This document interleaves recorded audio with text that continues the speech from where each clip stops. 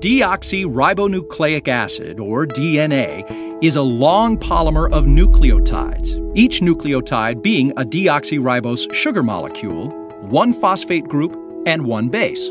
Nucleotides are joined together to form the DNA backbone. A second DNA strand then joins the first to form a double helix. You may recognize the code letters A, C, G, and T, which are the 4 bases used in DNA. These bases are adenine, A, cytosine, C, guanine, G, and thymine, T. Like the code in Mr. Gates' software, the sequence of the 4 bases encodes genetic instructions used in the development and functioning of all known living organisms. Once organized, this information is what makes up the gene. And genes, as we all know, contain the recipes for the components of life. Genes hold all the information to build and maintain an organism's cells, and they also pass genetic traits to offspring. Human DNA contains an estimated 20 to 25,000 genes in its approximately 3 billion base pairs.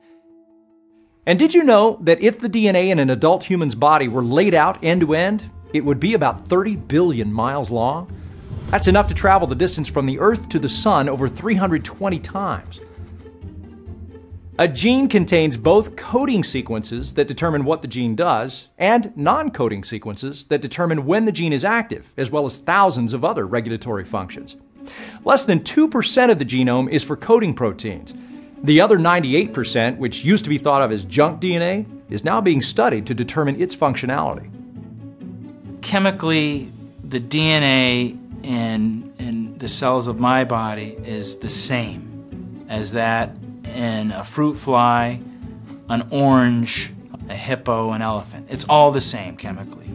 The uniqueness to all of those species of living things lays in the information content of the DNA.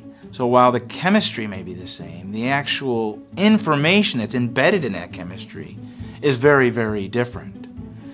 And the challenge for molecular biologists such as myself is understanding completely what that information means.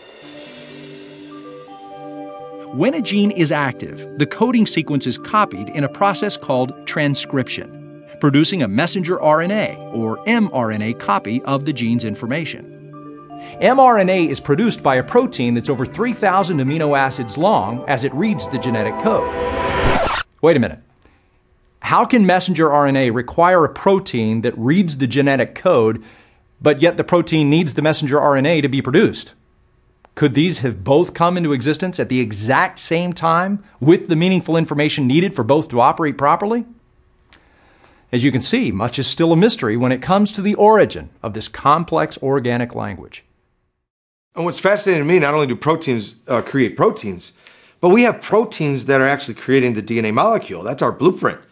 And yet on the DNA molecule, there are sequences of part of the DNA that are coded for those proteins. So the manufacturing plant needs the blueprint, and the blueprint, the DNA, needs the manufacturing plant in order to actually create the DNA.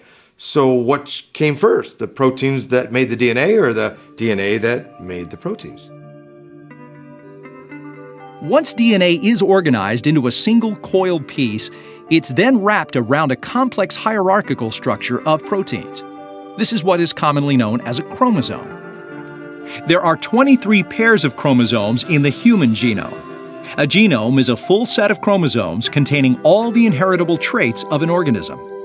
And as we observe our surroundings, we can see there are many different genomes in existence, creating very unique and incredible organisms. If it seems like your body is constantly working hard, it is. Living organisms continually produce new cells through a process called cell replication throughout their entire lives. And here's how it works. First, we start with our DNA double helix.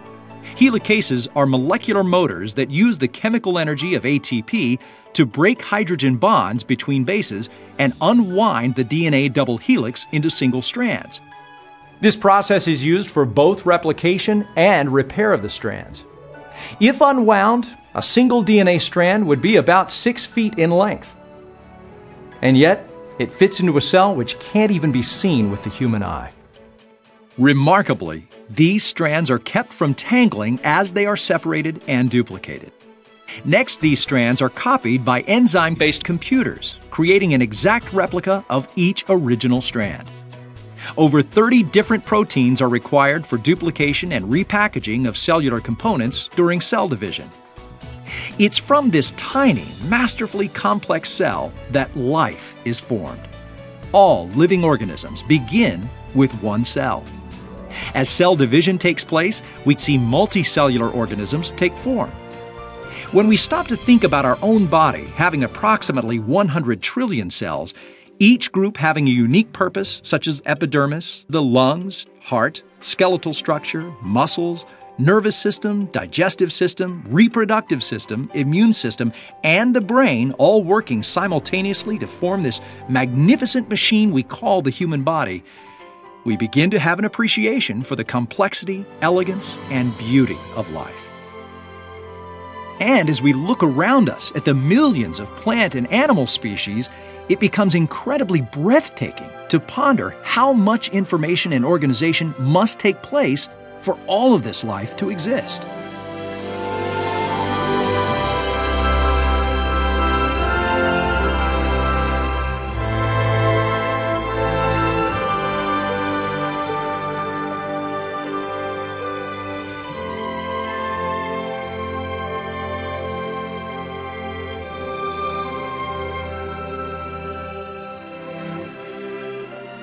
You know, we're all derived from a single cell, the zygote.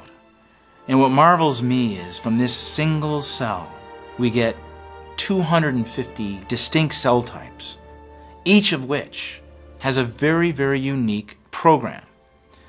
All of the cells, with a couple of exceptions, have a nucleus and have a genome, and that genome is the same across all the cells.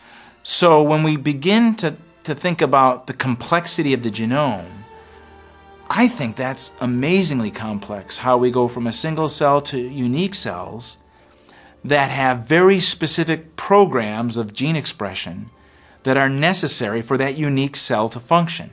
But we're only beginning to understand the information in our genome that directs those unique programs of gene expression.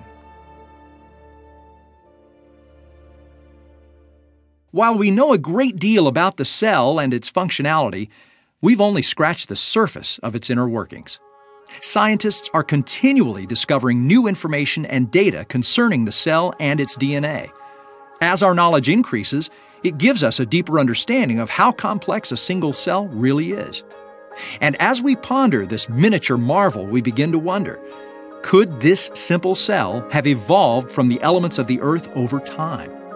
Is it possible for this to have happened by natural processes? Well, we're not the first ones to ask this question, and it's a difficult question to answer. In the field of information science, there are rules for probability which help us define and understand the possibilities of an occurrence.